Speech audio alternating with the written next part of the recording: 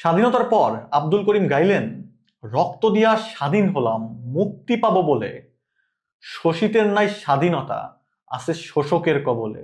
আব্দুল করিমের এই দুইটা লাইনের ভেতরেই নিহিত আছে আমাদের এতগুলা অভ্যুত্থানের মূল আলাপ। আমরা বারবার সংগ্রাম করলাম, জিতলাম, এবং শোষিত যে ছিলাম সেই শোষিতই থাকলাম। এর কারণ হয়তো অনেক, কিন্তু এর একটা কারণ এইটাও বটে যে একবারও আমরা এই অঞ্চলের মাটির চিন্তা রাষ্ট্রে প্রয়োগ করতে পারলাম না।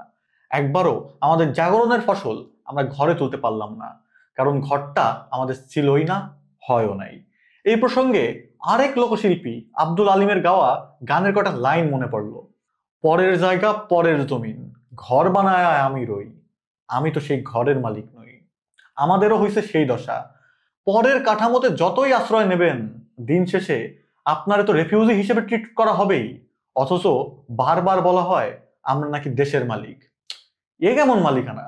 বারবার যদি আন্দোলন কইরা কলোনাইজার শোষকদের কাঠামোতেই আন্দোলনের ফসল জমা দিতে হয়, তাইলে তো আমরা ঘুরে ফিরে আসি আব্দুল করিমের সেই লাইনেই, রক্ত দিয়ে স্বাধীন হলাম মুক্তি পাবো বলে, শোষিতের নাই স্বাধীনতা আছে শোষকের কবলে।